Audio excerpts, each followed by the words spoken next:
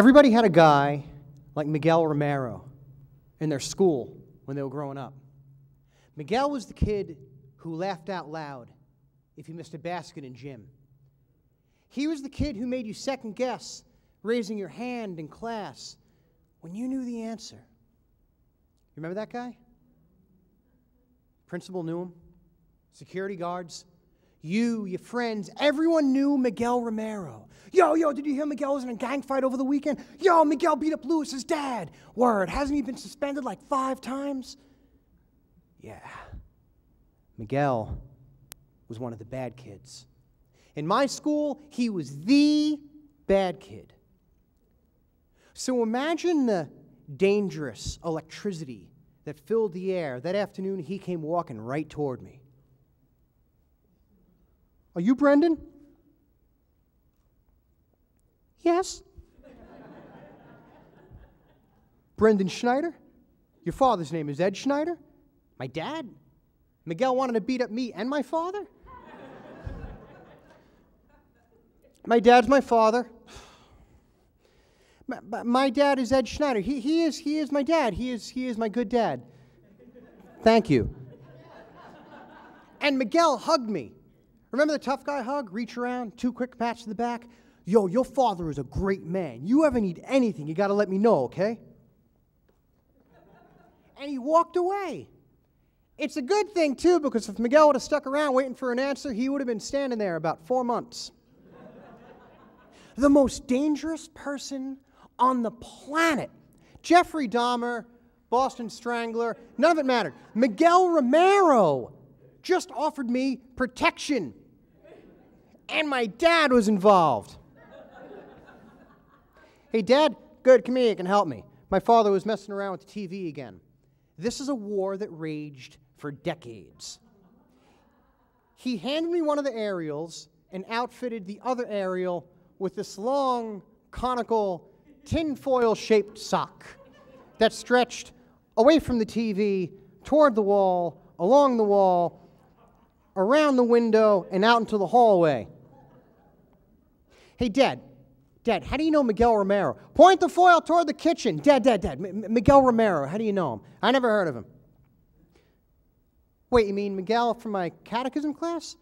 Now, both my parents taught religious education in my church growing up. And my friends and I, we would see Miguel and his henchmen before and after class. But we always figured that when we were in class, he was up at the 7-Eleven parking lot drinking Crazy Horse.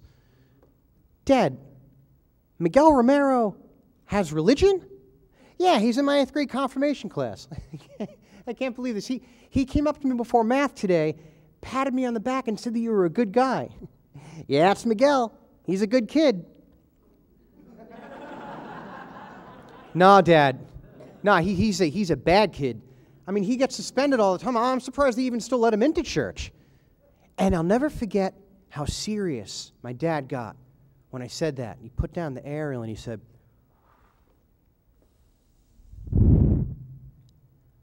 I never want to hear you say that again. Miguel's not a bad kid. He's a good kid surrounded by bad. There's a big difference. Now, he's going through some stuff, but he's going to be all right. I'm helping him out. Yo, what? Helping him with what? That's none of your business, buddy. That's between me and Miguel.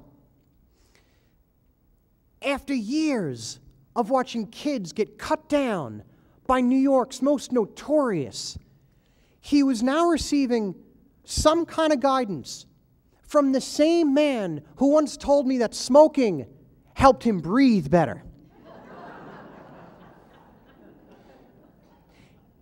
And yet, as time went on, I noticed a change in Miguel Romero.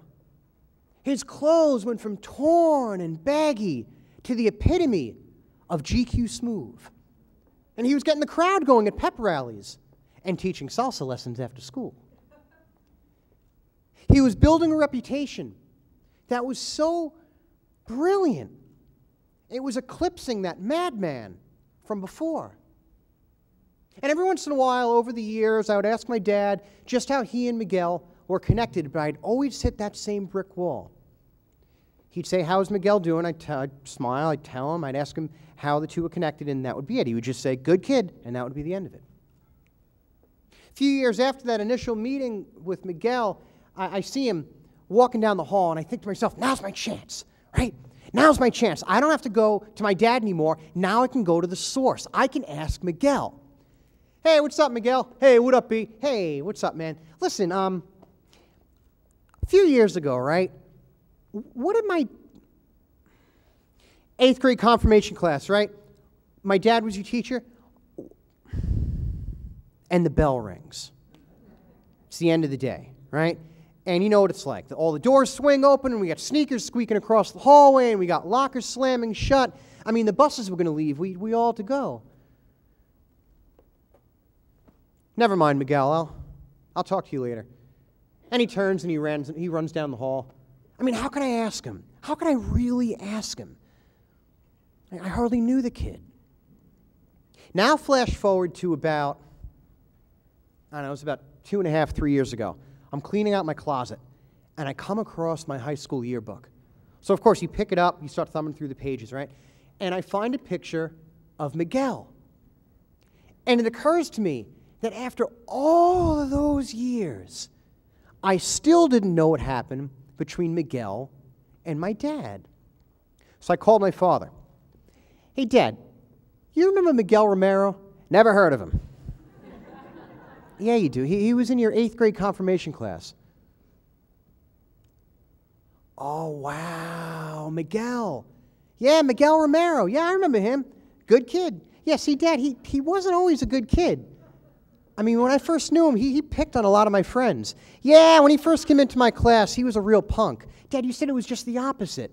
You said that he was a good kid surrounded by bad, and that there was a difference. I said that? Yeah, you did. That's pretty good. Dad, it's going to sound crazy, but I got to know. I mean, the kid is a complete bully, and then completely turns it around after like a single conversation with you. What did you say to that kid?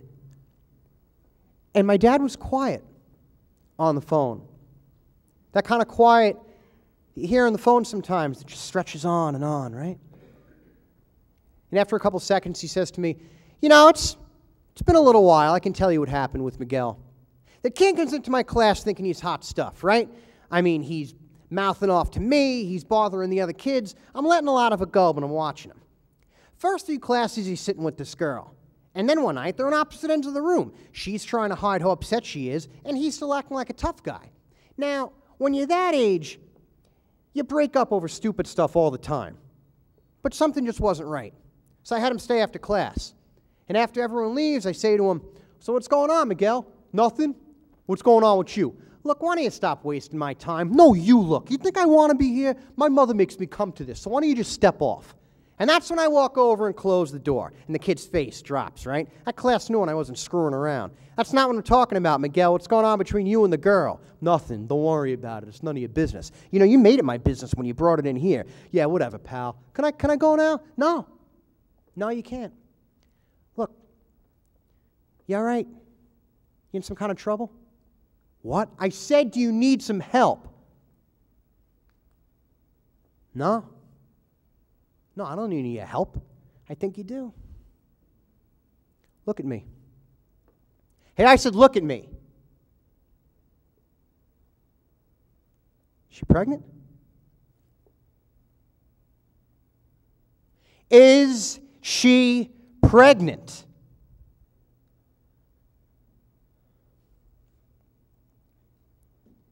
Yeah. What? Yes. She's pregnant.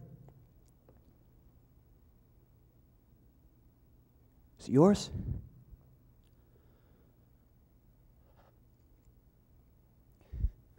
Yeah. All right, Mr. Schneider, you want to break me down? You want to see it? Yes.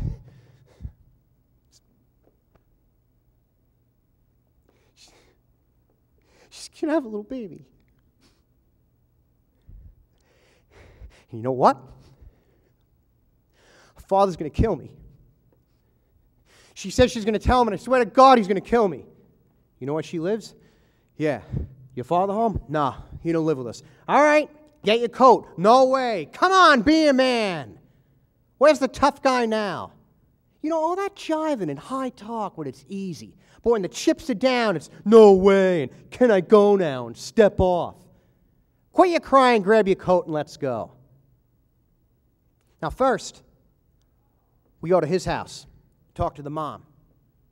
Next, we go to her house, talk to her family. Now, it was dicey for a little while, but both families worked it out. The church helped get the kid adopted, and both families turned out okay. Now, I had Miguel stay after class a lot that year, but not because he was bad. It was just the opposite. I wanted to get to know him. Rough home life boy. I mean, his dad leaves when he's really young. His mom, you know, his mom was all right, but she was an older lady, and I don't think she left the house much. So he started hanging out with a bad element, older kids, punks. So I'm not surprised he was a bully for a little while there. And now it was my turn to be quiet on the phone. I mean, this was my dad. This is the same guy who used to tell me to eat my greens. This is the same guy who, when I was 5 years old and I asked him what sex was, he said, I don't know.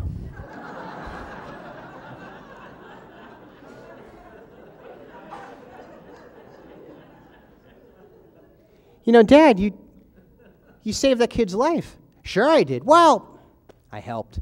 Hey, look, we can't do it all on our own, right? And as I hung up the phone, it occurred to me. See, I'd always known Miguel to be a bully, but I never once stopped to think what made him one, or what it takes to bring a person back. My name is Brendyn Schneider, folks. Thanks very much.